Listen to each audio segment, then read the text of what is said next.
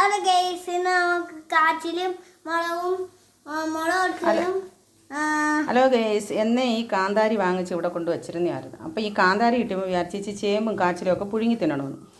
അപ്പോൾ അടുത്ത മലക്കറി കടയിൽ കാച്ചിൽ ഇരിക്കുന്ന കണ്ടപ്പോൾ കാച്ചിൽ 2 കിലോ വാങ്ങിച്ചുകൊണ്ട് വെച്ചു. അത് പുഴുങ്ങി തിന്നാനുള്ള സമയം കിട്ടിയില്ല ഇതേവരെ. അതിൻ്റെ ഇടയ്ക്ക് നോമ്പിൻ്റെ വൃത്തിയാക്കലും കഴിവലും പറക്കലും ഒക്കെ കഴിഞ്ഞ് ഇന്ന് നമുക്കൊരു മരിപ്പുണ്ടായിരുന്നു. അപ്പോൾ ആ മരിപ്പും കഴിഞ്ഞ് വന്നിട്ട് ചോറും കറികളും വെക്കാൻ സമയം കിട്ടില്ല. അപ്പം ഞാൻ വിചാരിച്ചിന്ന് കാച്ചിൽ പുഴുങ്ങാൻ.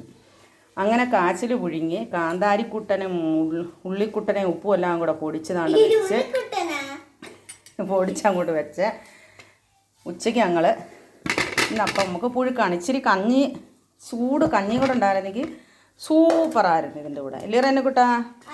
അപ്പോൾ ഉമ്മച്ചിക്ക് കഞ്ഞിയൊന്നും വെക്കാൻ നേരം കിട്ടിയില്ല.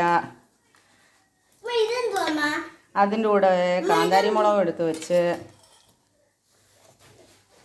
ഇച്ചിരി അച്ചാറും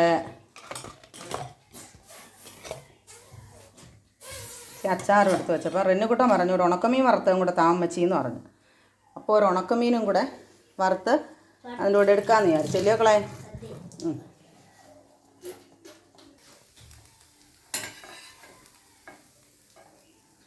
അപ്പോൾ ഒരു ഉണക്കമീനും കൂടെ എടുത്ത് വറുത്ത് അതിൻ്റെ കൂടെ വെച്ച്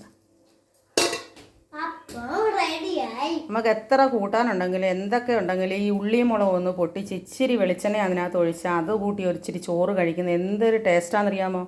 ഇതിൻ്റെ കൂടെ ഇച്ചിരി കട്ടച്ചായം കൂടി ഇട്ട് കുടിക്കണമെന്ന്. പക്ഷേ ഒരുപാട് സമയമായതുകൊണ്ട് ഞങ്ങൾ ഇതിൽ ചൂടുവെള്ളത്തിൽ ഒതുക്കുകയാണ്. അപ്പോൾ ഇന്നത്തെ വീഡിയോ ഇത്രയേ ഉള്ളൂ. ഞങ്ങളുടെ കാച്ചിൽ പുഴുങ്ങിയത് മുളകും ഉണക്കമീനും ഒക്കെ എല്ലാവർക്കും ഇഷ്ടപ്പെട്ടെങ്കിൽ ഈ വീഡിയോ ഇഷ്ടപ്പെട്ടെങ്കിൽ എല്ലാവരും സബ്സ്ക്രൈബ് ചെയ്യുക. ഞങ്ങളുടെ വീഡിയോ ആദ്യമായിട്ട് കാണുന്നവർ ഞങ്ങൾക്ക് സബ്സ്ക്രൈബ് ചെയ്യുക, ഞങ്ങളെ കൈപിടിച്ച് മുന്നോട്ട് കൊണ്ടുപോവുക, ലൈക്ക് ചെയ്യുക, ഷെയർ ചെയ്യുക. ഇന്നത്തെ വീഡിയോ ഇത്രയേ ഉള്ളൂ. ടാറ്റാ, ബൈ.